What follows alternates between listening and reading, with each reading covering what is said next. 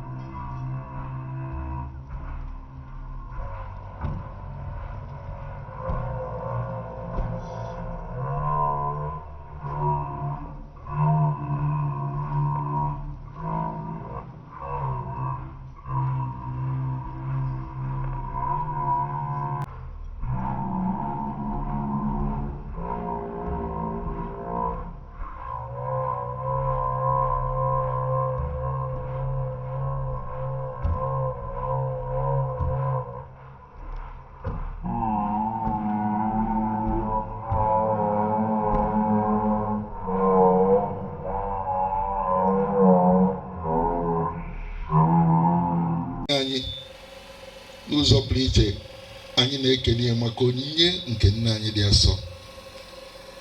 Ọ bụrụ na tata abụrụ ụka, tata bụ nnekwu olili nke nna anyị dị asọ, mana ụka, olili nke ụbọchị ụka nọchiri anya olili niile. Olili ọbụla dabanye mbọsị ụka, o sonyezigo na nke ụka. Aka ụka mbọsị afọ ọ nọchigo anya. Anyị makwu na onye nwe ya na-eme ọfụma, onye afọ na-enwe aṅụrị. Onye nne nwe ya na-eme ọfụma, ọ na-enwepụrụ ya aṅụrị ije. Ya bụ na ebe a na-eli olili the victory of Christ, mbọsị ụka ọbụla bụ the celebration of Easter, that is the celebration of the resurrection. Sunday is our weekly Easter. Ya bụ mbọsị ọbụla, ụka ọbụla bụ olili nke mmeli, mbilite n'ọnwụ na mmeli nke Kristi. Anyị ma na nne anyị ga-asọ, ọ ga-enye nnekwu aṅụrị iji na-elota na nwa ya n'ụwa eche n'ọnwụrụgo n'osigbo n'ọnwụ kunite.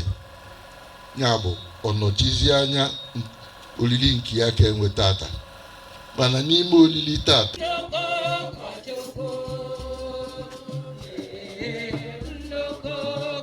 ndị fada, ndị sista, ndị ọzọ na-esoro na ezinụlọ nke DMMM, ya bụ ọra na eze bịara ebe a.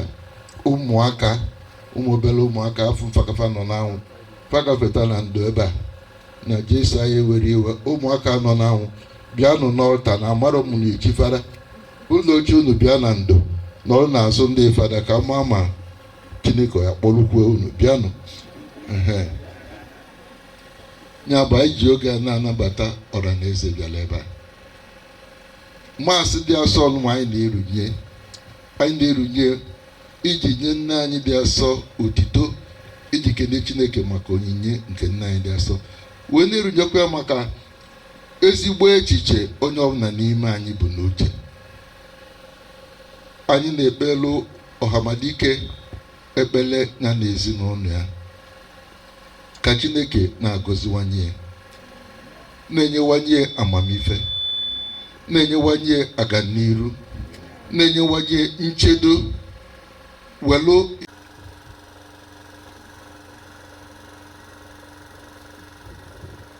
otito dịrị Jesu Kristi. O meela ife niile nke ọma. O melu onye ntị chịrị ọnụbụ ife, mee onye dara ogbi okwuwe okwu. N'afa Nna na Nwa na Mmụọ Nsọ. Tata n'ife ọgụgụ agasịla anyị, nke mbụ si n'akwụkwọ Aịzaya onye amụma, nke ịbụọ si n'akwụkwọ James dị asọ dere anyị, nke ịtọ si n'oziọma nke Mark dị asọ dere.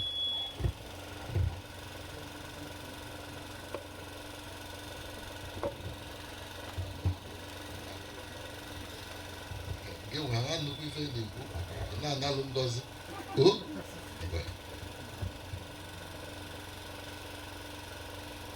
ọ bụrụ na unu na-ene anya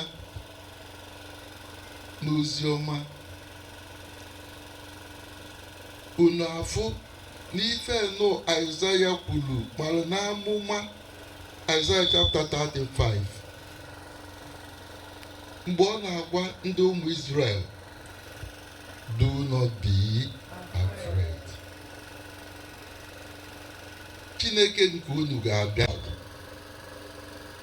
Ndị anụnwa kpọta nwoke a arụ na anwụ, they were God's angels. Onye ọbụla n'ime anyị na-eso Jesu ga-ama na ya abụgolu God's angel. Chineke ga-esizi n'aka gị na-eke amala. Chineke ga-esi n'aka gị na-enye ngọzi. Chineke ga-esi n'aka gị na-enye ndụ. mana gị nwa ndụ ama nkọkwa anyị. Amala Chineke ama nkọ ụkọ na ndụ gị.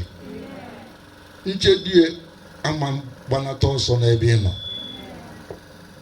Ka ị na-eke amala Chineke mgbe ka ị bụrụ onye nwere isi ọma wee bụrụ onye na-ekie, Chineke ga na-erunyekwara gị amala, na-erukwasị amala, na-erukwasị ngọzi ka ị wee nwekwa ike ịgọzikwa ndị ọzọ. Ya bụ Jesu ọbịago ife enu ama n'amụma Aịzaya 35 o mejuo ya. Ndị niile na-eso Jesu,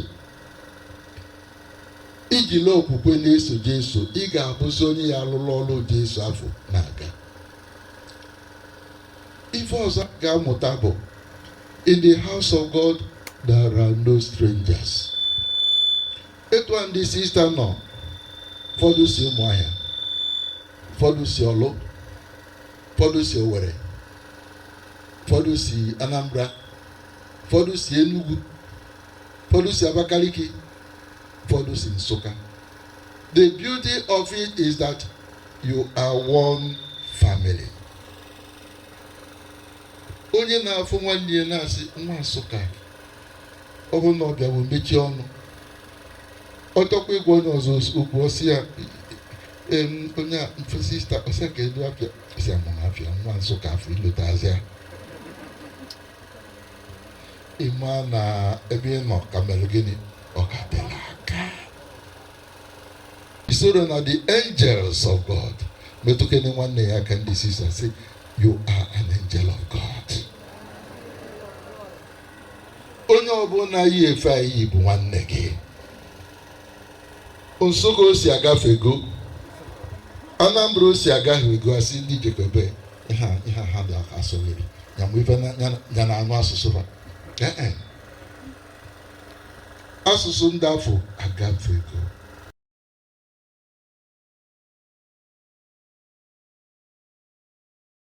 And so I will give you all I have.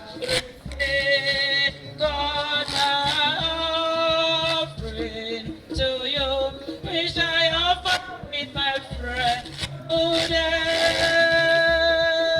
Transform them and transform us, purify them and purify us. In this secret time in life and life, God, I offering. Transform them and transform us, purify them and purify us.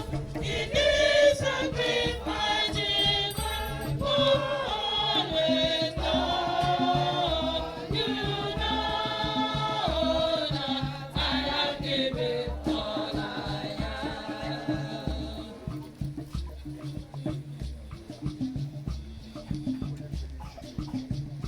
Many cannot see, many cannot hear. I am blessed with this story to God. Many have no food, many have no hope. I am blessed with this story to God. And so I will give you all I have. Receive all my offering to you, which I offer with my friends today. Transform them and transform us, purify them and purify us. In this sacrifice divine, who always loves you. You know that I have given all I have.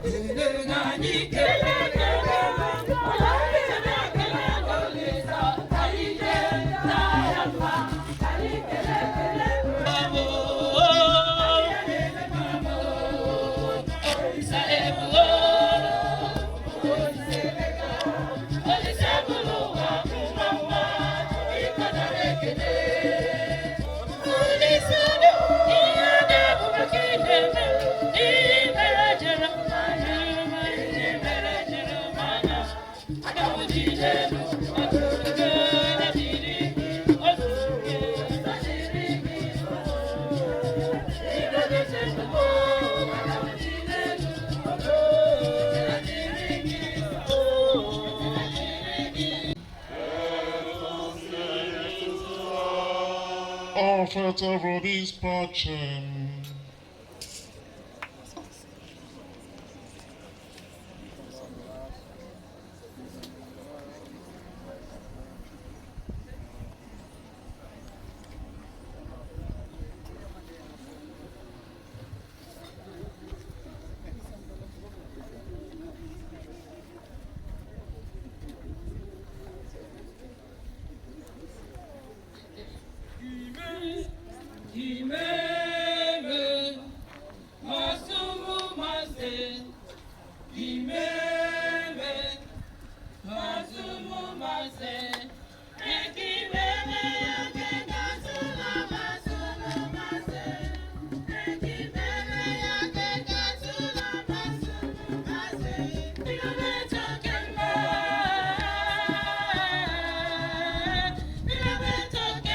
Enya ife nsọ iwu dị sacramental ka ọ ga-abụ onye ọbụla bịa na ya kwụrụ na-enye anya wee nọrọ ya wee kpọkuo Chineke ka site na amala nne anyị dị asọ site na ekpelie na izi ọrụ ya ka ezigbo ife onye afọ bụ n'obi ka Chineke merie ya site na Kristi dị n'anyị ka anyị kwụrụ n'ọtọ.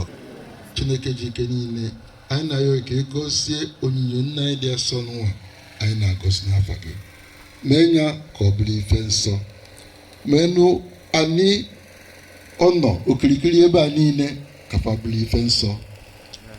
Onye ọbụla na onyinyo anya wee kpọkuo nne anyị dị asọ ezigbo ife o bu n'obi, Chineke biko merie ya, nye nchedo nke arụ ka nke mkpụrụ obi, nye amala nke si n'ime igwe, mee ka nne anyị dị asọ bụrụ ya nne ndị ife ọbụla ọ na-eme n'ebe ọbụla ọ nọ, ka mmanya nke ndụ ya ka ọ na-agwụnarị ya, ka ọlụ ebube na-akpọ onye afọ iru. Ife ndị a ka anyị ji umeanya ya site na Kristi bụ dị nwe n'anyị. Ya bụ ka Chineke nna wụkwasị ngọzi ihe na onyinyo nne anyị dị asọ n'ụwa ka ọ bụrụ ife nsọ, Nna na Nwa na Mmụọ Nsọ.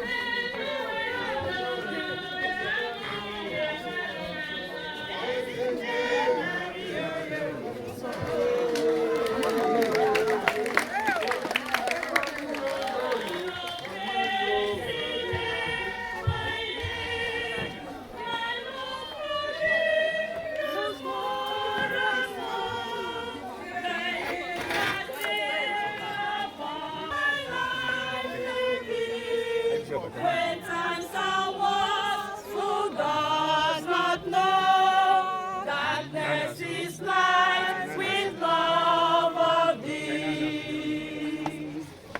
Best of all men have fully said, thy love was hidden me from God, and yet in this I did my strength, the very path my Savior trod. They know but late to know thy word, whose deepest darkness went to me, forward the Jesus love on earth, one has no tenderly as thee. Anyị agbawala nchedobi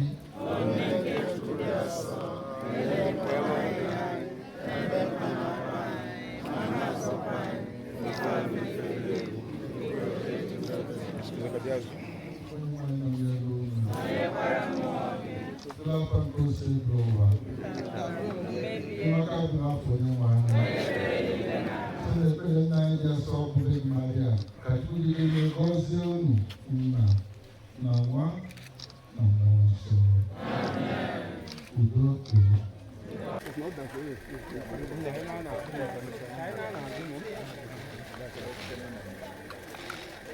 Okay.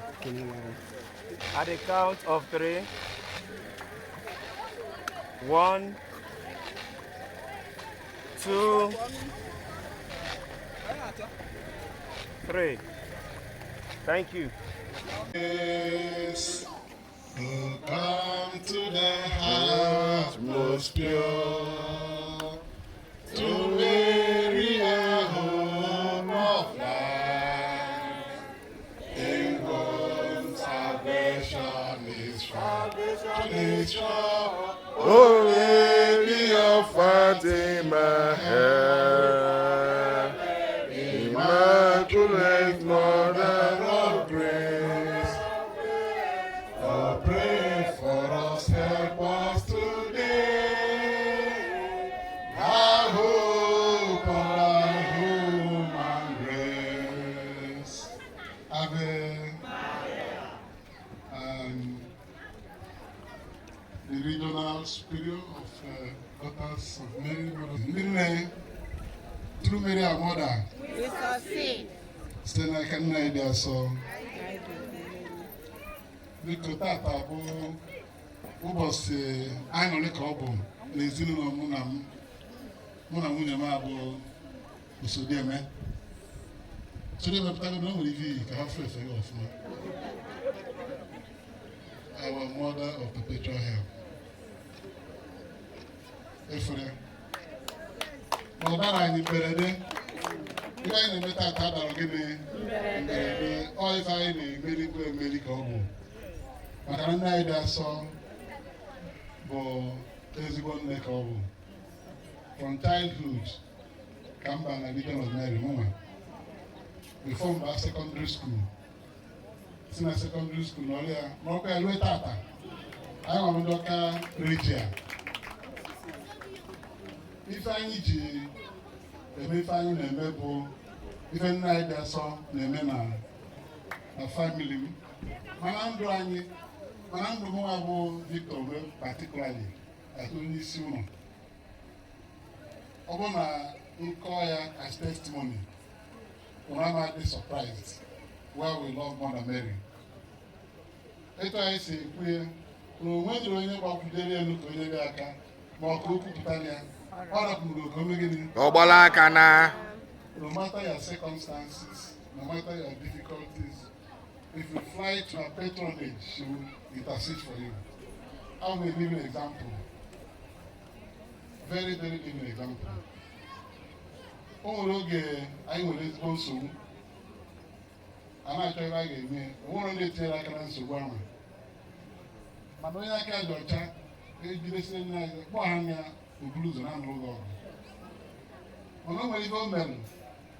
I just say, I had a sign, but I know that I can't hear the sign. I am defending a man and making it. Oh, when I got a smoke my party.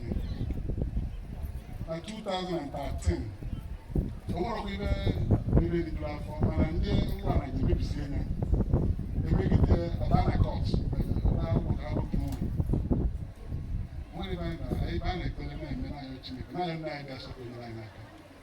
I'm making it for Augustine of Green. Now, minded that principal, we don't know my school as my alma mater.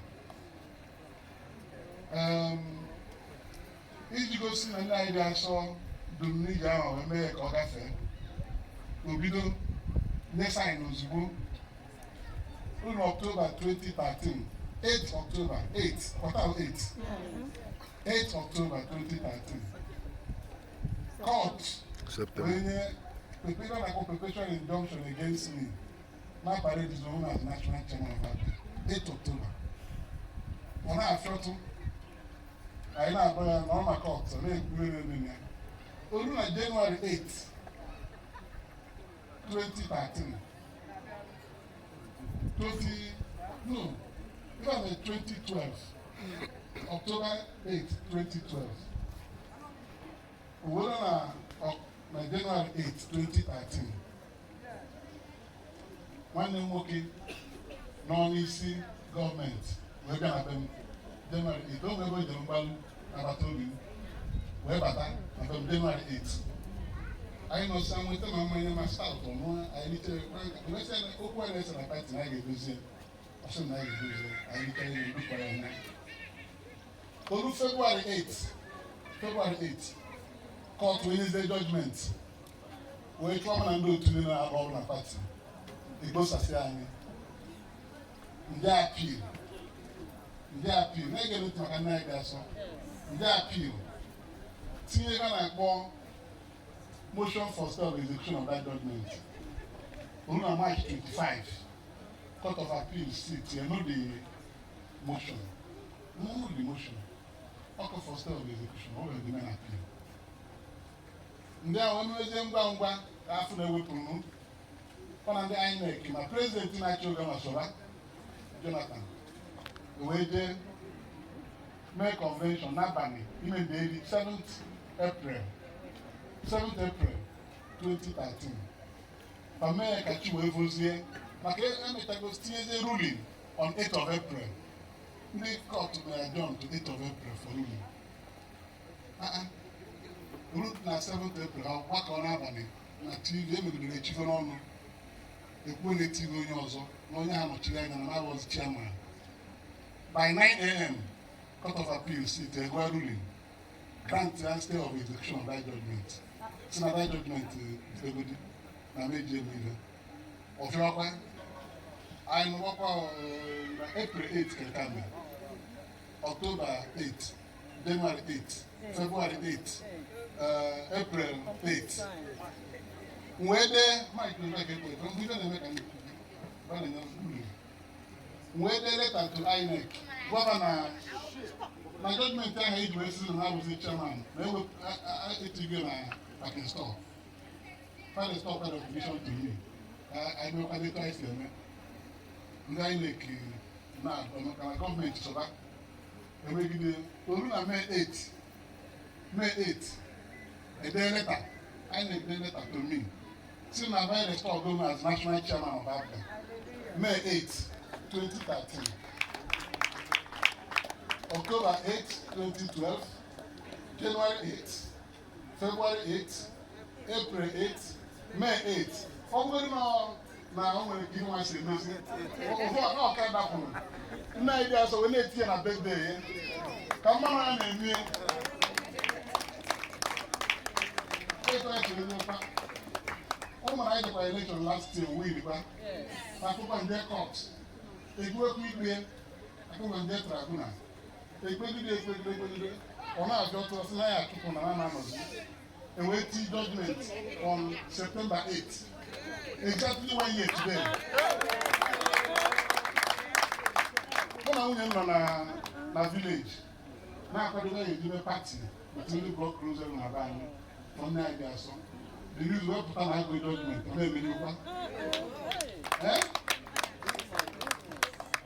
So now, if I be socially, and to make it short, my wife is a Marian devotee, a member of our modern area of the special all the lower. We don't know the more Takai now, my quick, every night I saw everyone in the Mugu Velike, every Marian shrine, and go to Cape River over there.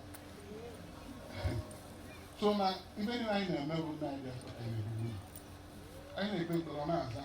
And I want to come as not one. One I go make better Chineke Emelo. Maka I know why this so man.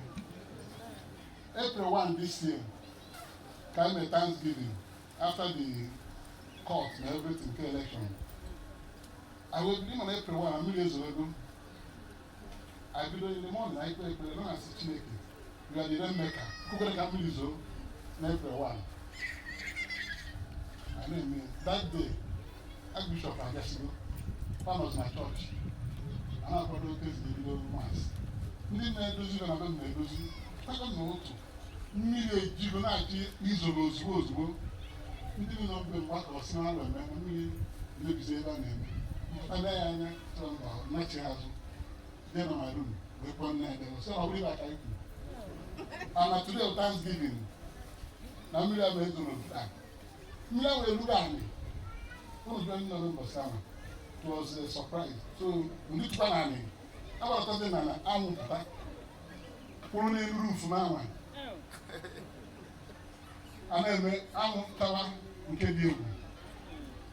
Millions of them. And everything. That's a very wedding, Mama. August 3. Wedding 17th August. In our prayers, Friday, 2nd August, 3rd August, and 4th August. I'm Charles, 2nd August, 3rd August, and 4th August. We keep it.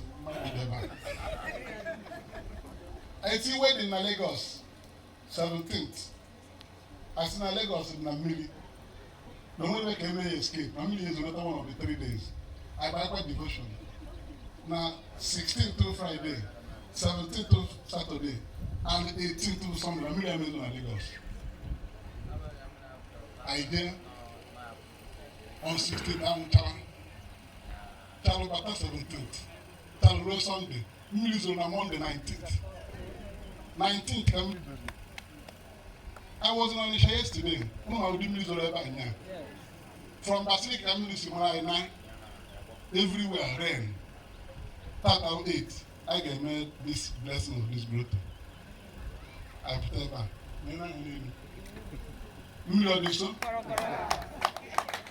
so now all you people, Jima Kamobala can call work well. And I dare so you put the Rana, my prayer with faith, not to happen to you. So this growth, I will have back. But after the Thanksgiving, one day come to Tanabem, wherefore Sister JanePatrick Okolie, later, Nabem outside. So Sister Kevin Nabem, because it was not away from Gabia. What is a banana? With envelope, what the yellow growth. So I can never contribute to every go. Valerian Grotto, never. When I daughter of Mary Mother of Mercy, That's why I'm also. And can direct request from Mother Mary. Like a lawyer. So once I born a man, I was to take a Thanksgiving man. Una me bela ma ko. Sema me ba ngwala na sa born a man na bo san so wadro. Father bu to wa dia. Onye ko Father Emeka, the chancellor. Say no way sister be ma, how's even the same life again.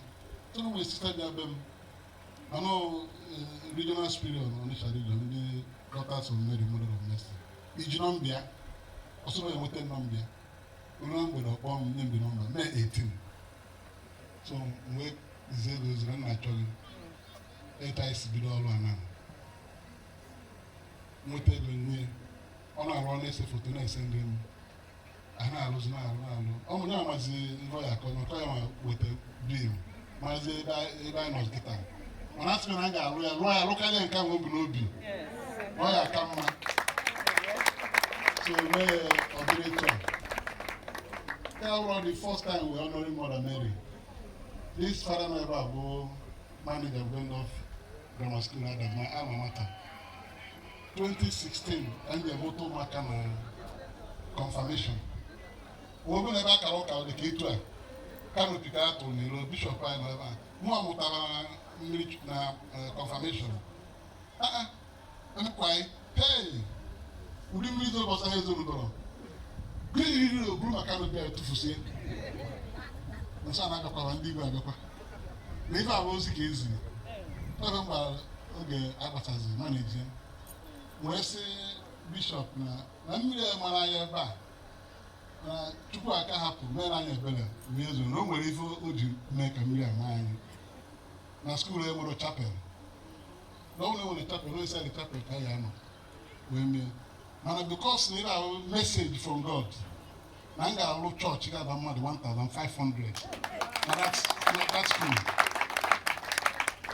etu anyị si kwe kwebe ya nkwa mgbe a na-akwado ibido ọrụ ofu fada si Cameroon nata bịa be m sị m ya nọ mission na Cameroon go weta picture ebe ọ na-aka ụka na Cameroon ọrụ mọd haus nta tapụsịara atapụ nsị gịnị dị ebe a ọsụ na chọọchị ebe a nọ nsị na obodo ebe dị ebe a ọsọ na Cameroon na Manfe afọ obodo ahụ Nkimishi ejerube m ebe a ma ebe ọ dị Nkimishi in Manfe Archdiocese of Cameroon mgbe gafara na-arahụ ụdị ebe ha dị na be anyị kịta aja ọtọ ka eji mechaa anya ihu bọket ebe ochie mmiri ọ na-aṅụ nse Fada Felix eze aka onye akpụ ọ nọtago kịta mgbe si n'ebe a ka ị nọ ọsịmịlesi si acha na ekwuru na m ga-alụ chọọchị na Ubendorf ka ke Ubendorf dịrịgodi na ekwesịrị na ọta aja wee na-aka ụka for na-celebrate mass ka alụwa nke amagodi abidolwa na chọọchị onwere ebe ahụ obodo ahụ dị na ime ọnụ ka ọ dị alụgodo na chọọchị n'obodo elụcha anya na Nkimishi na 2020 ka e dedicate to the church St. Thomas Aquinas Catholic Church Nkimishi in Manfe na Cameroon. Ndị a na-akparị bịa ebe ata bịa na ọba mebe kere ha bebere ọ mụ na shift ekwucha ntị na eme ebe so alụọ nke ahụ wee firozie nke Ubendorf a wee lụọ nke Ubendorf a rụgide wee rụcha anya e dedicatiri na 19th of February last year iji bụ na ọ maka Mother of Basic Grotto that church after ahụ Our Lady of Perpetual Help Catholic Church ọ ga-agbazie eje ka emebe chaplaincy Bishop sị na nke abụrụ Mobro chaplaincy, that is going to be a church. And we made a church, dedicated as a church. If you go there, you see it. I go see that. Okay, maybe church, go see that. So I don't know, so I don't know who here. And the man, she will not fail you. So today I'm happy. Now, positives like JanePatrick Okolie, when I took growth and ever. Oh, can the doctors of Mary, Mother of Mercy? You know my congregation, the Mother of Mercy, Mother of Mercy everywhere. So what's I got? So now they're happy today, His Grace, my father in faith, Archbishop of Valerian Okeke, on Namukovo since 2001. We AKB from home connect. When I will today. I want to within the minute. All do the message, the party. Western me and Google Archbishop. Long ever place this grotto on 8th of September, the birthday of our Mother Mary, the feast day. Most okay. I was in we can call the son and we are there, living or state and a couple of seven. So our mom still never even never. So I'll go tata with happiness. Blessed the grotto. I'll make it as one of my friends is soon there. Not cash idea. We were actually going mad. I can only far and I make quietly. We are there and has to learn and make it form very closely. So now that we have done this, we are grateful to Mother Mary. And I give you the keys to this grotto, knowing that a lot of people will receive help from this grotto. Well, I'm too sure of it. And this congregation will continue to be stronger and stronger, continue to grow and develop. You are going to become very popular because bless you. And then Mother of Mercy, image Mother of Mercy, add her common. That particular account you wrote to exactly the picture, and on it we have the spiritual bouquet. The sister regional nine kwekoritara na Holy Mass 180 times kaiga are offered on ebidogi already. Our Father, Hail Mary, and glory be to the Father. Now rosary. Our Father 500. Yes, Our Father 500 times. Hail Mary, Hail Mary 1,000 times. Glory be to the Father 1,000. Then I gave Mary rosary 300 times. Yes. Because now the story behind this grotto was all miracle. When I came back from a very hard health challenge, all night there so merojiri borona akụkọ health ahụ nọ n'azụ. So ka m na-anata ma onye ọbụla nọ n'akụkụ a na-ekwu okwu na compound regional house a enweghị grotto. In as much as na lady nọ na chapel n'elu, mana ekwesịrị inwe grotto. Obam n'isi ozugbo, so I felt na ihe a bụ ihe ekwesịrị ime, and ọ chọghana ka imeri ya ihe ọ chawa gị ọkụ na-akpọpụta ihe niile. So mburu nde help appeal to give Mother Mary a shelter. Ota ka nsi tie nga enwere ndị niile m gakwuru maka ihe m believe na maọbụ yes ọ bụrụ no, and I'm very okay with any of them maka na otu Chukwu siri chọọ si eme ihe. So I went to some of our senior brothers ndị nọkwa na politics, about 2-3 of them. Ngakwuru ha, ụfọdụ sị m I will get back to you, ụfọdụ sị m enwe space, ofu n'ime ha sị m onye ha appointment na ọda afia nsi over the phone maka anọ m na bie n'ihu bie otu nsi jekwa enwe onye mma nsi ngwanyezie m appointment ọsị m over the phone nsi enwekwa n'otu ọzọ because mma ha afụnwuzi agabugo m efu ebe ọ na-eme ihe a ọ dị possible. Ọsị m over the phone nsi biko zie ọsị m sister na cheru ọgbanyụ phone. So mgbe nnọkọta ọsị m send area message nọ na moto send cha message nọ 30 minutes n'ihu be ya ọzahụ mkpọ driver m si ya nna anyị da-asa achọ ka ọrụ ọrụ ya gụrụ na mmadụ abịakwa ọzọ nna. And just about 4 of them, only one person responded immediately. Nye m 1 million. I take this opportunity actually to mention him and thank him in a special way, Chief Ibetu.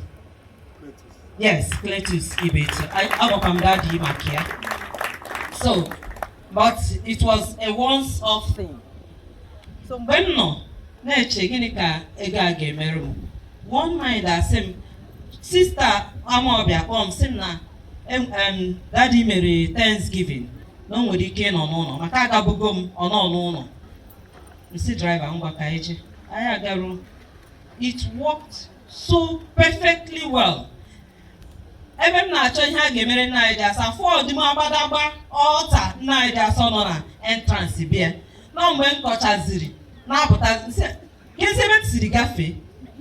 Ifo ihe emere na ida so na corridor ebe ahụ. Odoga anya na enwere presence, maternal presence na that house. Enwebe ọzọ ngas for after that. Because na it's from the first to the last kobo eyuzuru my entertainment to my engaged Cindy sister my everything he provided, and this didn't take anything less than 10 million. So ejimobi mnine na-ekene Daddy na mommy Sir Victor Umeh ọbada ikwu na ọ bụ a Knight of St. John nse ọ cadet ka ọ na-emere ọkwa cadet ka a na-akwado ụmụ Makana, my father was a knight, yes, a grand knight, yes. So I'm making it on also preaching. The community, the region, the mother Kenekwara. Mana here na emeta, mana hana akwado mini chapter. Ya mere aga ebido ya this week. Ya mere ọpụta nwụhụ. Mana anyị niile nọ n'aha Daughters of Mary, Mother of Mercy Congregation. When I say Daddy Biko, Aburundi na idena silver or gold I have none. I don't really hear him. When before I am here, actually meeting one thing na 8 Tianoa, Ojiriboro symbol for him. Obimni na when I gave this grotto. Nandi sister in a retreat in August never. Makandi regional in the regional Oma Benin and Soka Oka 10 dioceses no na Onitsha ecclesiastical province, including Iseluku and Benin. We here na regional. So August retreat I Obimni na when the sister gave another sacred place other than our chapel. So Mboya Okwazem ihe Ada Neme wedding. Yes. My counselors, the sisters in this region, everyone, the ndị rụrụ arụ amadi mebe ngebido. Ịma otu aka nna ịda sọsị na-eweta ndị niile rụrụ ọrụ ebe a. Onye pụtakwa ebe a, crown anọ ebe a nụ agara m ezu ya. Ozugbo m bara ebe ahụ, onye na-ere crown anọ ya, nnapụ ọ na-achite. Ọsị sista ọ bịara na shop m hapụ ezu ihe ọbụla. Sista na-achị azụ. Nsị afịa n'ụdọ ọnụ. Mpụrụ. Ọsị m na-achị azụ, na-achị. Nsị achọrọ m ihe ga-efiti. And I like him. I'm going to say, don't say a growth or say, no idea. So, where, cost price, where, we ask him 60,000 naira. You know, where's the house I get up here? What can him cost price out 45,000 naira? Say 45, take up. Awesome, with 40. Until the night, on your own sponsorship of the grotto of Mother of Mercy to our dear and loving Father, Senator Victor Umeh. Why